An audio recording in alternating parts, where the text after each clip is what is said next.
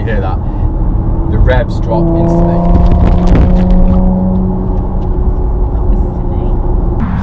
Right, hey guys, so first video of the kind on this channel. Today, Lil and I are driving 150 miles in this Macan GTS 2016. It's got full exterior black pack. Come a little bit closer. Full exterior black pack, so you've got the gloss black window surrounds, privacy glass, gloss black roof rails, door handles. Obviously got the GTS strip there, and it's got a big sliding glass panoramic, so that just kind of looks like a contrast painted roof as well. These are in matte actually, 20-inch spider design alloys with colour-coded brake calipers. So it's a really nice car. It's got something like £12,000 of optional extras on it. So me and Lil are going to sit in the car and cruise for about 150 miles, so it'll be kind of like a real world review. Right, so you were joining us on the M1. We've been driving now for about 100 miles. We've got another kind of 100-ish miles to go. And I absolutely love the Macan. If it's not clear already, I love these cars. I think in the mid-size kind of 4x4 range, or the class, sorry, this is the class leader, in my opinion. There's nothing else like this. The Audi SQ5 perhaps, some Mercedes GLCs, GLAs. The new GLA is very nice though, I do like the shape of that. But for me, the Macan is just kind of a level above. It just feels slightly more refined, particularly if you get a GTS where it's got the kind of embossed seats, it's got Alcantara all around, panoramic sunroof. What are you laughing at? I'm coming to you for opinion in a moment. Just my own thoughts.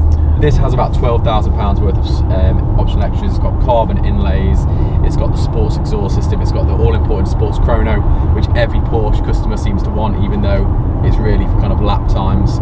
I just said on the version of this video I'm doing for the Benz Bavarian page, everyone wants sports chrono, and when you're selling cars, if it doesn't have sports chrono, they're like, that's what I need. And you think, are you going to the Nürburgring? Are you going to be doing lap times? Do you really need that? But I'd be lying if I said once you're in a car that has that, it does feel just a little bit more special. The clicking of the clock, you can actually set that, Lil, to kind of time a lap.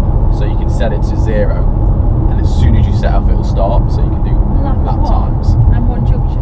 Well, wherever you're lapping. So I'll tell you what the lap time's going to be. It's going to be like 70 or 75, because that's the speed limit on the road. So all the lap times would be the same? Well, yeah, unless you want a speeding ticket. This is true, but I'm a very good driver, so my lap time might be slightly quicker than yours.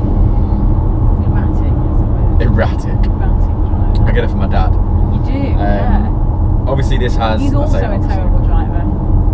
Mac, did you hear that? There's not an overwhelming amount of power, but this gets to speed really quickly. It does have the sports exhaust, so if I press that, the flaps open, it gets a little bit deeper. And there's not really many people on the road who's going to give this a run for its money, particularly in the size bracket that this car is. And it's just so comfortable to cruise in. The cabin is quiet, it feels very refined. The central console that Porsche have is just nicer than any other central console, in my opinion. Nicer than all your Germans. What do you think, Lil? I like that there's a coffee cup holder. Yeah, cup holders. And I have a seat heater button right here. And also I can control the loudness of the music, so when you put it too loud I can turn it down. All important, that is. It's got a Bose system as well. I should have said that's an optional extra in this car. It's got a Bose surround system, so you can have it really loud. This has air suspension as well, so if you press that, the whole car hunkers down and low level. That does make a huge difference as well. I do feel that in the kind of range of cars that this falls within, this feels like it has the least body roll out of everything.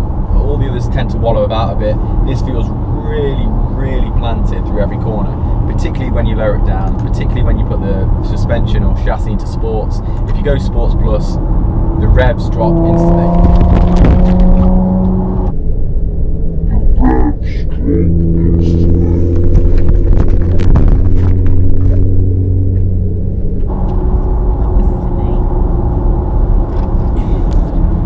At least I saved it. Only you knew that was going to happen. Okay, just hold the camera a sec. Hold on. Hold on. There's an XC60 pulling up beside me, but it's just got no hope at all. Oh, it's just such a nice car, effortless power, great noise. There's so much about this car that I really, really enjoy, apart from when it makes my camera fall off. Lil is pulling a slightly concerned face, but I I think it's a 7-speed automatic. You do have flappy paddles. The steering wheel's got the Porsche crest on it, which is just always nice. It reminds you that you're in something a bit more special than just an Audi. And I'm an Audi man. I want to make clear that I'm not terribly Porsche biased, but this does feel more special than normal kind of, I want to say normal cars. The carbon inlays down here just make it seem a bit nice. That goes across the central as well. You've got contrast red stitching. I'm a red and black fan on all cars apart from Pagani Hyora, which I have in matte carbon blue. The central console is typically Porsche. There's a little Porsche badge there, there's a Porsche badge there. Yeah, one hell of a car this is.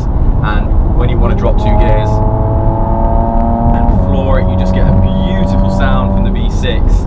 And I don't think there's many cars that can compete with this. In this size, this is my favourite. And we've got another 100 miles to go. So let's see how comfortable it is to cruise.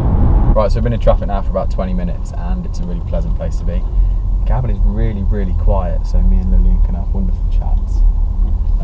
But with it being automatic, you can just cruise. Someone can perhaps tell me if they do a manual Macan. I'm not sure if they do. But yeah, in traffic it's just dead easy to drive. Really, really comfortable. What do you think of the seats? You get on with the seats? Yeah. Okay, because Lil had mentioned that because they're kind of like wing backed, it kind of could draw your shoulders forward. Yeah, but I feel like everyone's like that. Do you know what it is? I'll tell you what it is. Because I'm small and I've got a short body, like my shoulders aren't where my shoulders should be. Yeah, they're on the issue. They're on the wings. They don't make these seats for people that are my height. No. Not made for women. No. Now, they'll be done for like an average man. They'll be done for the average height of a man. Yeah. 100%. Yeah. Not the average height of a person. Right, so I'm just about to drop this thing off. Me and Lil have had a great drive down. Super, super comfortable. It was about 150, 200 miles. Bit of traffic, lots of motorway driving. A bit of kind of off-road, like country lane type stuff. And it's just a fabulous car all around. Macan GTS, that's my favourite that size 4x4 by a long, long way. See you next time.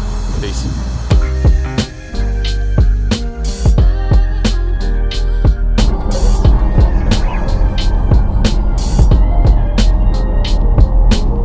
I've not made it clear already, I'm a huge fan of the Macan, but I don't know on a long distance whether it's going to be comfortable. I'm a fan of the Macan. A Macallian fan of the Macan. My name is Macallian and I'm a fan of the Macan. Thank you. Maybe that could be the title.